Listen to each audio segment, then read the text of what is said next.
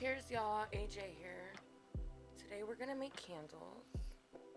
So I'm gonna go over a few of the things we need.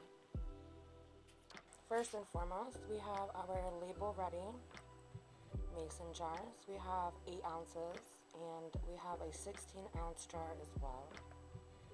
We have a whole bunch.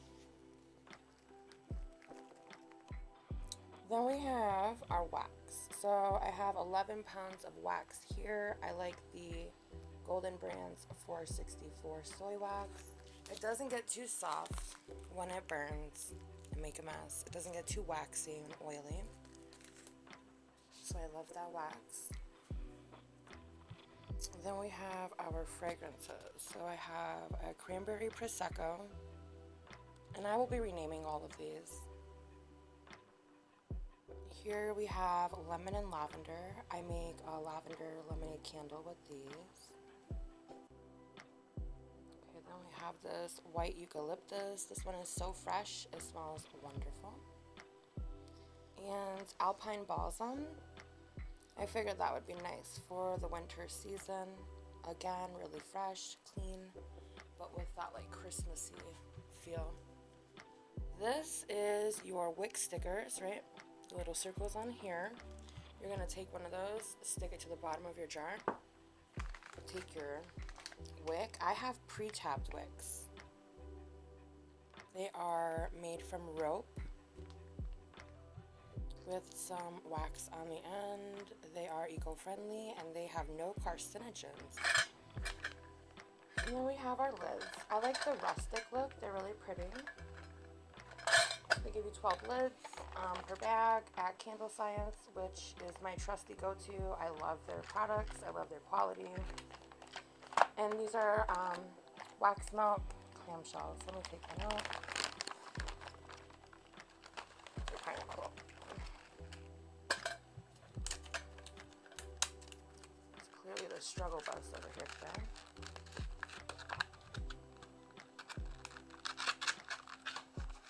Well, let's see. You get the gist.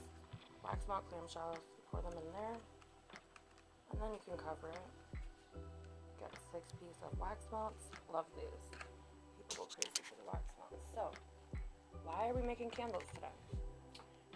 I have my own little business. I've had it for years, and I do a yearly party for my customers. They love it.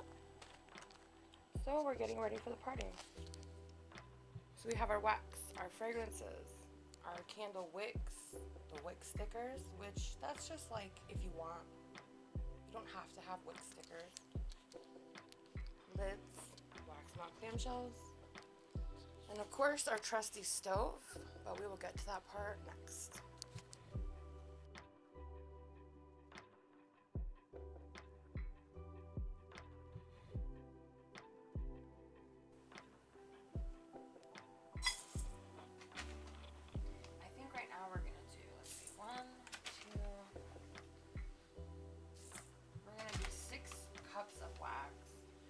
Do however much you want.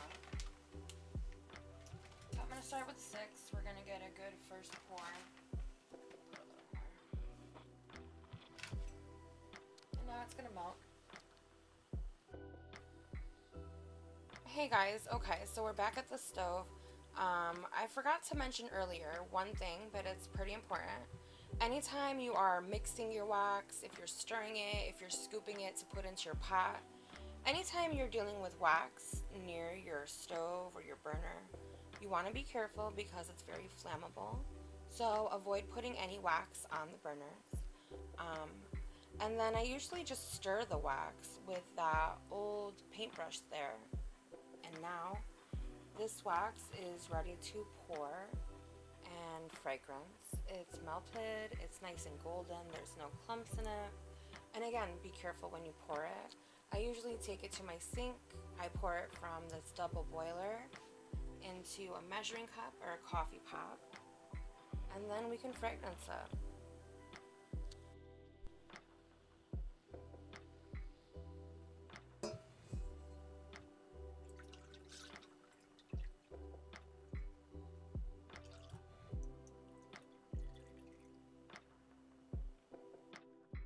Alright, so the first scent we're going to do is Alpine Balsam. want to pour a good amount in, but you want to save some for your second pour, okay? So with candles, you do a first pour, you let them solidify, and then you second pour them just about, I don't know, a quarter, a sixth of an inch to get a nice smooth top. When you put the fragrance in, it's really good to agitate your wax and aerate it as much as you can. The more aeration, the more bubbles you introduce. They fill it with air and they bring the fragrance to life. So that's what we're doing here. Of course you want to try not to be messy, but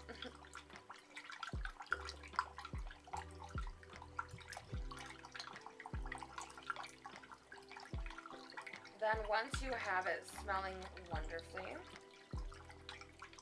it's time to pour.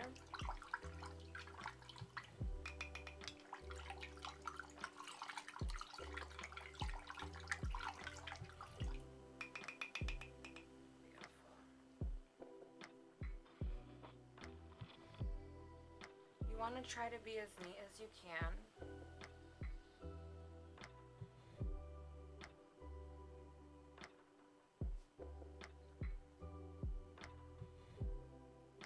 And again, you don't want to fill it to the line. You want to leave a little space for your second pour.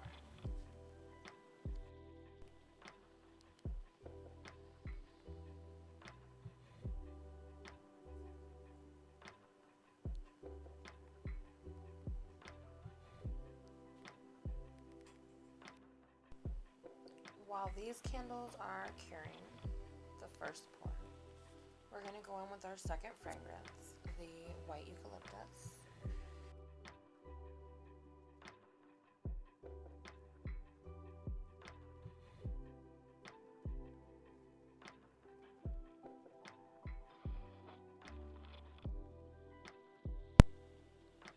We have the white eucalyptus here, freshly poured. And then we have the alpine balsam here, ready for their second pour. Let's do it. I use these little wooden sticks to stabilize the wicks. So it's pretty important when you're pouring candles that you center your wicks as best you can. They sell little metal clips you can get to put on top of the candles to stabilize the wicks, but I find that pencils, paintbrushes, popsicle sticks, even if you have the big ones, as long as they will hold the weight of the wick, you're good.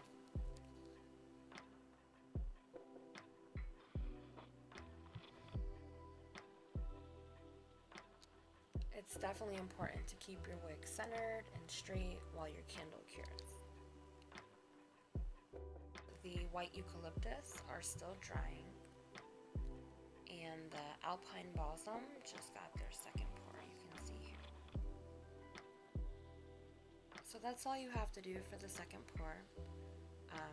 It'll cure, it'll dry white just like the rest, and then you're ready to clip your wicks, seal your candle, let it dry, and burn it.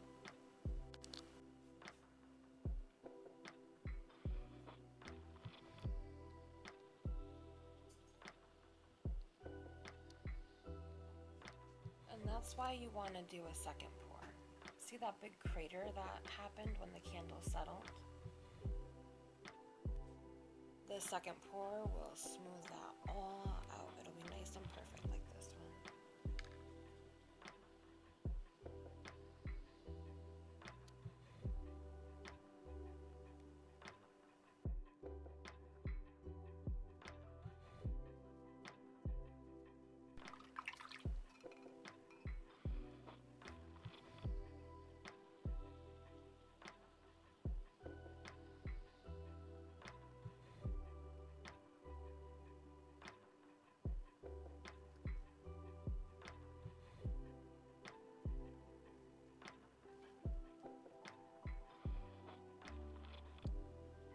Alright guys, we are back for day 2.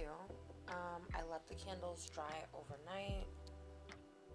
They look wonderful. Now we're going to get all these candles wicks trimmed, lids put on, and ready for labeling like this guy right here.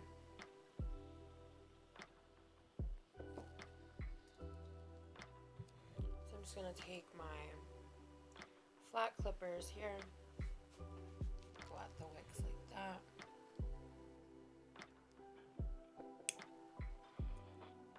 And there you go.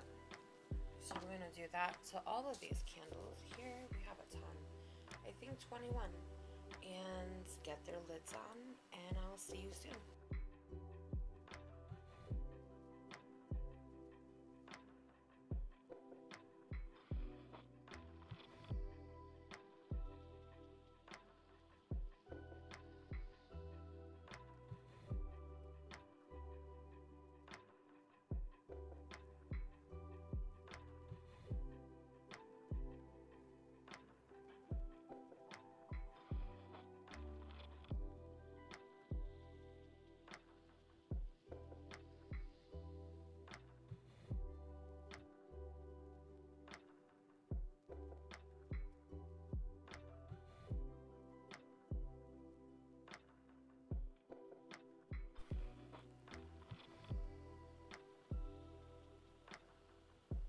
Here are the candles with their labels on.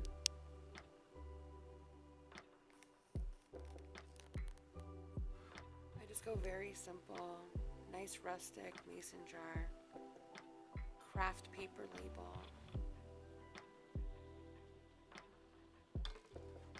That's our large 80-hour burn time.